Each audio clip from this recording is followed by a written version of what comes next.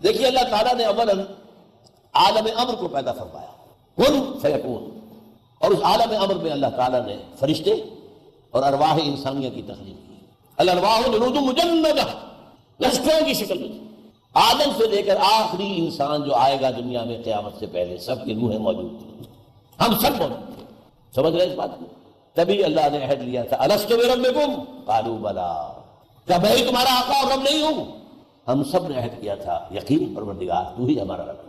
ہمارے اس دور کے 12 معروف مفسروں میں سے مولانا اصلاحی صاحب، میں نے ان سے استفادہ بھی بہت کیا ہے، لیکن پھر اختلاف بھی ذرا شدید ہوا رجم کے معاملے میں۔ انہوں نے جو رائے اختیار کی اس کے بعد سے پھر میں نے اپنا تعلق ان سے منقطع کیا کہ وہ اہل جو منکرین حدیث کے موقف اختیار کر دیا انہوں نے یہاں لکھا وہ سورہ اعراف کی تفسیر میں، یہ عہد انسان کی تخلیق سے قبل عالم غیب میں لیا گیا۔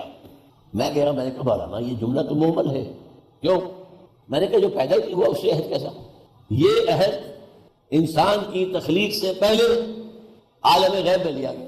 سوچنے لگے، میں نے کہا مولانا یوں ہونا چاہیے، یہ عہد اجساد انسانیہ کی تخلیق سے قبل ارواح انسانیہ سے لیا گیا۔ کہہ رہے ہاں ٹھیک ہے، اللہ کا شکر ہے کہ انہوں نے مانا۔ افسوس یہ ہے کہ ان کی تفسیر میں اب بھی وہی بات چل رہی ہے، جو شائع کرنے والے ہیں انہوں نے اس میں درستی نہیں کی۔ یہ عہد کر کے ہم دنیا میں آئے، اس کے کچھ عرصے کے بعد وہ جو نور پیدا ہوا تھا، سٹل نور، جس سے کہ ارواح اور ملائکہ پیدا کیے گئے۔ حدیث یہ ہے حضرت عائشہ کی، ان اللہ خلق الملائکہ من النور۔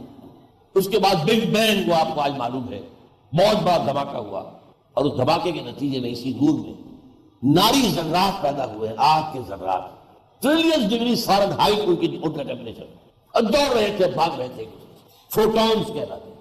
انہی فوٹونز سے پھر گلیکسیز بنی ہیں، پھر یہ ستارے بنے ہیں، سیارے بنے ہیں۔ اور یہ بات نوٹ کر لیجئے، اس لیول پر اس آگ سے جنات کی تخلیق ہوئی ہے۔ قرآن کہتا ہے وَالْجَانَّ خَلَقْنَاهُ مِنْ قَبْلُ مِنْ نَارِ السَّمُومِ، انسانوں کی تخلیق سے بہت پہلے جنات کی تخلیق ہوئی ہے، اور آگ سے ہوئی ہے، آگ کی لپٹ، آگ کی لو، یہ قرآن سے ثابت ہے۔ اس کے بعد جب یہ ٹھنڈے ہونے شروع ہوئے کرے، اور ہماری یہ زمین ٹھنڈی ہوئی، اس میں سے بخارات نکلے، نتیجہ کیا نکلا؟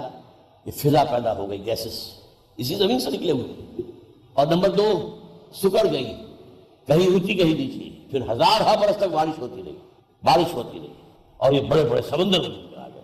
اور یہ بھی قرآن کے اندر مذکور ہے، کان عرشہ علی الماء، اس وقت تک ظاہر بات ہے کہ دنیا میں کوئی اور مخلوق نہیں تھی، کوئی حیوان، کوئی سمندری، کوئی مچھلی، کوئی انسان، کوئی جانور، کوئی کچھ نہیں، زمین اور پانی، وکان عرشہ علی الماء۔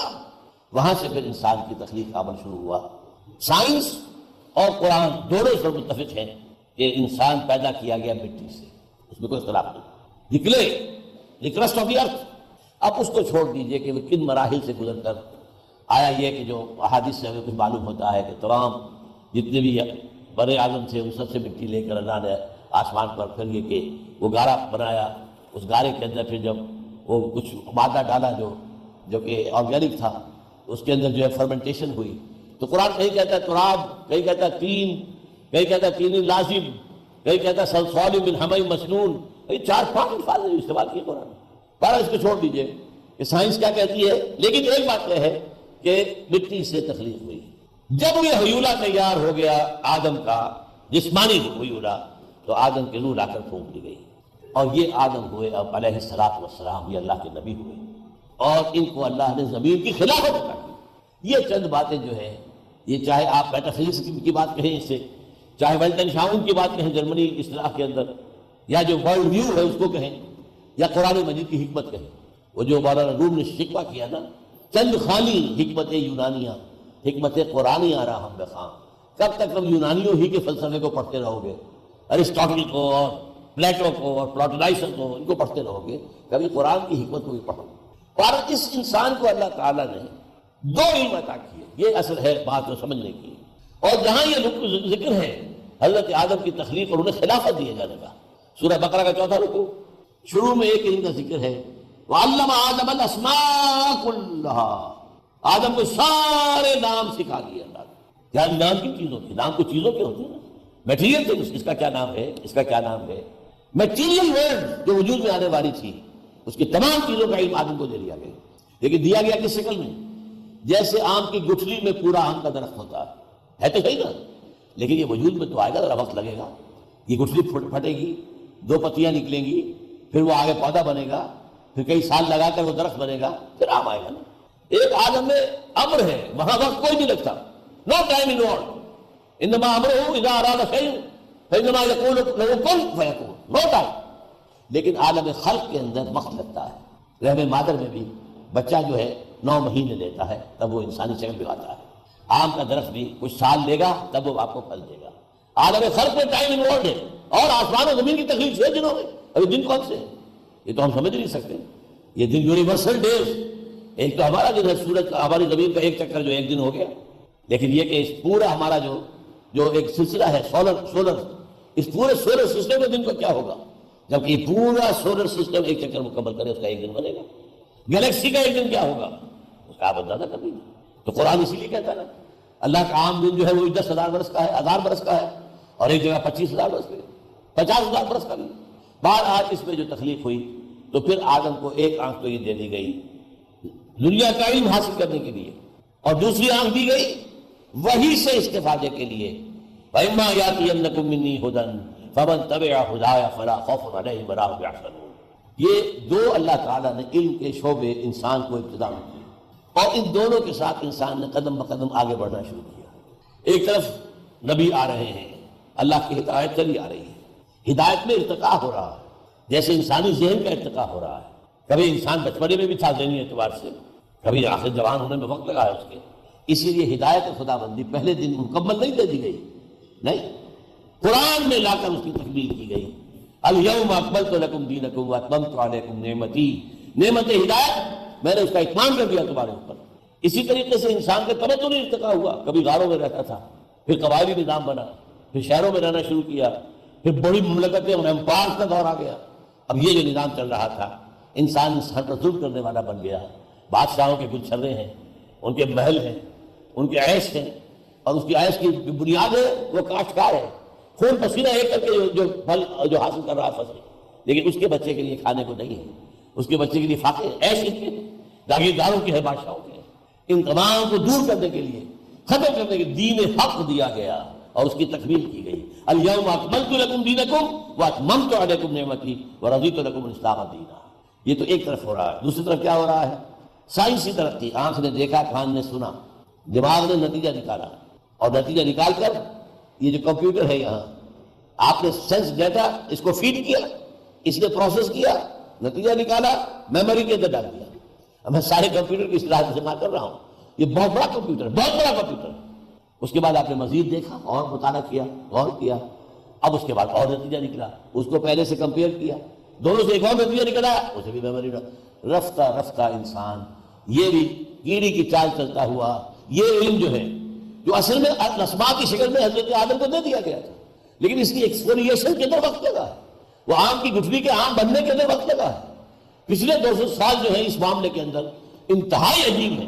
ایکسپلوژن ہوا ہے معلومات کا، اتنا دھماکہ ہوا ہے معلومات کا کہ آج کسی انسان کے لیے ممکن نہیں ہے کہ وہ تمام علوم کے جو ہے موٹی موٹی باتیں بھی جمع کر سکے اپنے ذہن کے اندر. ممکن نہیں ہے. آج صورتحال کیا ہے کہ عروج آدم خاکی سے انجم سہمے جاتے ہیں کہ یہ ٹوٹا ہوا تارا بہے قابل نہ بن جائے. لیکن اس زمن میں ایک جو حادثہ ہوا ہے وہ کیا تھا؟ بدقسمتی سے یورپ کے اندر پاپائیت کی ایک حکومت قائم تھی جو بڑی تنگ نظر، بڑی سخت، بڑی مستبد. پاپائیت کے تحت سائنس کی تعلیم حرام، فلسفے کی تعلیم حرام. کسی گھر سے اگر فلسفے کی کتاب نکل آئی جلا دو، اگر سائنس کی نکل آئی جلا دو، گھر جلا دو، کتابیں نہیں، گھر جلا دو. اس وقت جو ہے اسلام جو جزیرہ نما عرب سے نکلا ہے، اور پھر آپ کو معلوم ہے 80 برس کے اندر ہسپانیہ میں داخل ہوا، یورپ میں آیا ہے، اور یورپ میں داخل ہو کر وہاں عظیم یونیورسٹیاں قائم کی ہیں. کارڈووا کی یونیورسٹی، گریناڈا کی یونیورسٹی، ٹولیڈو کی یونیورسٹی. یورپ کے نوجوان آئے، یہاں سے آ کر علم حاصل کر کے گئے. نتیجہ کیا نکلا؟ 2 تحریکیں وہاں چلی، اصلاح مذہب اور احیاء العلوم. علم کو زندہ کرو، سائنس کو زندہ کرو. اور یہ مذہب جو ہے یہ کیا لے کر بیٹھے ہوئے ہیں؟ مذہب کے خلاف جو ایک نفرت پیدا ہو گئی تھی پاپائیت کے نظام کی وجہ سے، سائنسی ترقی کے اندر وہ مذہب سے دوری، وہ ابتدا ہی میں داخل ہو گئی. یہ ہے اہم نکتہ. دیکھیے اگر یہ دونوں آنکھیں برابر چلتی رہتی، اس میں کیا ہوتا؟ آپ کی مادی ترقی بھی ہو رہی ہے، اور ہدایت جو ہے اس کی بنا پر آپ اس کا اس کے جو پھل ہیں ان کا صحیح استعمال بھی کر رہے ہیں، اس لیے ہدایت آ رہی ہے، وہی آ رہی ہے۔ فَإِمَّا يَأْتِيَنَّكُم مِّنِّي هُدًى فَمَن تَبِعَ هُدَايَ فَلَا خوف عَلَيْهِمْ وَلَا هُمْ يَحْزَنُونَ۔ تو یہ دونوں ساتھ ساتھ چلتے، تو میں نے خاص طور پر حضرت یوسف علیہ حضرت سلیمان کا ذکر کیجئے کہ حضرت سلیمان کو اللہ نے کس طرح طاقت دے دی تھی، ہوا ان کے کنٹرول میں تھی، جنات ان کے کنٹرول میں تھے، پرندے درندے وہ ان کے کنٹرول میں تھے۔ یہ حکومت وہ ہے جو کسی کو نہیں دی گئی، اگرچہ حکومت کا رقبہ زیادہ نہیں تھا، امپائر زیادہ بڑی نہیں تھی، لیکن یہ ہے کہ یہ حکومت تو کسی کو نہیں دی گئی۔ لیکن اس کا نتیجہ کیا نکلا؟ کوئی ان کے اندر غرور پیدا ہوا ہو، کوئی وہ مادہ پرستی پیدا کر دی ہو، معاذ اللہ۔ رب اوزعنی ان اشکر نعمتک التی انعمت علی وعلی والدی وان اعمل صالحا ترضاہ۔ پروردگار مجھے اس کی توفیق دے کہ میں شکر ادا کر سکوں تیری نعمتوں کا جو تو نے مجھے دی ہیں، اور تاکہ میرے عمل درست رہے۔ اب یہ ہوگا اگر یہ دونوں آنکھیں چل رہی ہیں، ایک آنکھ دنیا کو دیکھ رہی ہے، سمجھ رہی ہے، استعمال کر رہی ہے، جو سورسز آف انرجیز ہیں ڈسکور کر رہی ہے، ایکسپلائٹ کر رہی ہے، اور ایک آنکھ ان تمام کو صحیح راستے پر لے کر چل رہی ہے، وہ ہے ہدایت۔ لیکن پاپائیت کا وقت کیا ہوا؟ ایک آنکھ بند کر دی گئی، سائنس کی آنکھ بند کر دو، اور صرف پاپائیت۔ اور بدقسمتی سے پاپائیت کے اندر، چونکہ عیسائیت کے اندر شریعت بھی ختم کر دی تھی سینٹ پال نے، تو وہاں تو کچھ تھا ہی نہیں، کوئی شریعت نہیں۔ موجودہ کرسچینٹی میں کوئی لا نہیں ہے، کوئی شریعت نہیں، اس لیے کہ حضرت عیسیٰ تو یہ کہہ کر گئے تھے کہ don't think I come to break the law finish the law, نہیں، لا موزائک لا حضرت موسیٰ کا قانون شریعت لازم رہے گی تم پر، سینٹ پال نے ختم کر دیا۔ اب انہوں نے جو کچھ کیا، اب یہ کہ جو مسپوک جو حکم دے دے گا بائی ڈیکریز، اس کا فرمان ہوگا، وہ جس شے کو حلال کہہ دے گا حلال، جس شے کو حرام کہہ دے حرام۔ جو علی ابن حاتم کی حدیث ہے، آپ کو یاد آئی ہوگی کہ انہوں نے جب وہ ایمان لائے ہیں، حاتم طائی جو بہت مشہور سخی انسان دنیا میں گزرا، اس کے بیٹے ہیں یہ علی، یہ عیسائی تھے، ایمان لائے تو ایک دفعہ ذرا ڈرتے ڈرتے سہم کر جھجکتے ہوئے حضور سے پوچھا، حضور قرآن کہتا ہے کہ عیسائیوں نے اپنے پادریوں کو، اپنے احبار و رہبان کو الہ بنا لیا، ہم نے تو الہ نہیں مانا۔ آپ نے فرمایا کیا یہ صحیح نہیں ہے؟ جسے وہ کہتے ہیں حرام تو مان لیتے ہو حرام، اور جسے وہ کہتے ہیں حلال تو مان لیتے ہو حلال۔ یا یہ تو ہے، تو کیا یہی نہیں ہے؟ شریعت دینا تو اللہ کا کام ہے، کسی انسان کا کام تو نہیں۔ انہوں نے شریعت موسیقی کو پھینک دیا اٹھا کر، اور خود بن گئے شارع، اور شارع کون ہوتا ہے؟ شارع تو اللہ ہے۔ تو اس نے کہا ہاں یہ بات تو ہے۔ یہ ہے وہ جو صورتحال تھی یورپ کے اندر جب اسلام کی روشنی پھیلنی شروع ہوئی۔